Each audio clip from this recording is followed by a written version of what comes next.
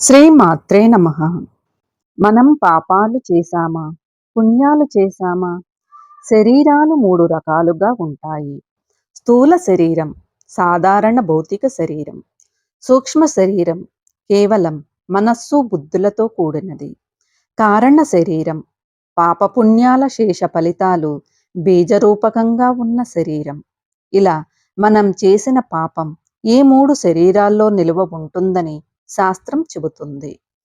మనలో పాపం ఎక్కువ నిలవ ఉందా, పుణ్యం ఎక్కువ నిలవ ఉందా అన్న విషయం ఎలా తెలుస్తుంది అన్న సందేహం మనకు రావచ్చు. దుర్గంధాన్ని బట్టి చెడు వస్తువులను, సుగంధాన్ని బట్టి మంచి వస్తువులను అంచనా వేసినట్లు ఈ మూడు శరీర లక్షణాలను బట్టి మనలో నిలువ ఉన్న పాప పుణ్యాలను కూడా అంచనా వేయవచ్చు. స్థూల శరీర లక్షణాలు.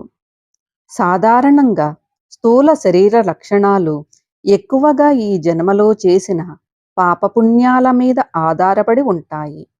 స్థూల శరీరం పాపరహితంగా పవిత్రంగా ఉంటే తెల్లవారుజామునే మేల్కొంటుంది. తెల్లవారుజామున మేల్కొన్న పవిత్రమవుతుంది. పాపం పెరిగిన కొద్దీ సరిగ్గా బ్రాహ్మీ ముహూర్తంలోనే గాఢనిద్ర పట్టడం, ఆలస్యంగా నిద్రలేవడం ఎక్కువవుతుంది. ఉదాహరణకు, ఈ ప్రపంచంలో పాపం అంటే తెలియని స్థితిలో ఉన్న శిశువులు కానీ, పాపరహితులైన మహాత్ములు గాని తెల్లవారుజామునే మేల్కొంటారు.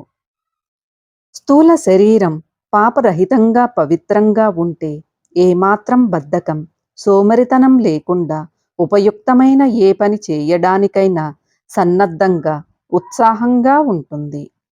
ఒకవేళ పాపం పెరుగుతూ ఉంటే సోమరితనం, బద్ధకం కూడా పెరుగుతాయి.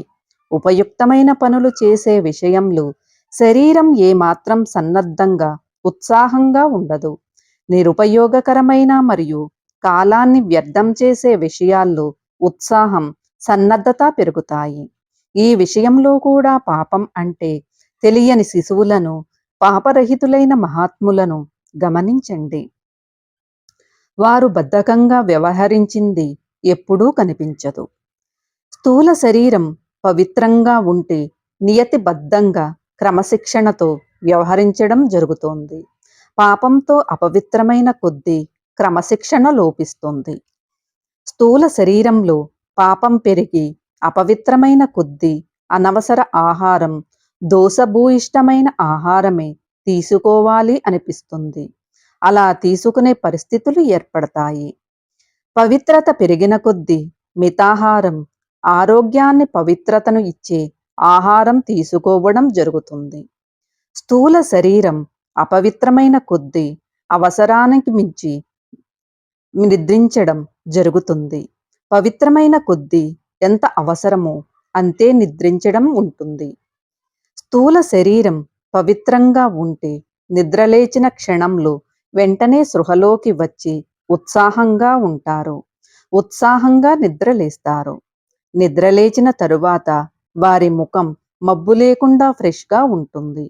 పాపంతో అపవిత్రమవుతున్న కొద్దీ నిద్రలేచిన 10-15 నిమిషాల వరకు సృహలోకి రాలేకపోతారు. కారణం ఏమిటి అంటే ఆత్మతో శరీరానికి బంధం ఎక్కువ అవుతుంది. ఇలా స్థూల శరీర లక్షణాలను బట్టి పాపపుణ్యాల నిలువలను గుర్తించవచ్చు.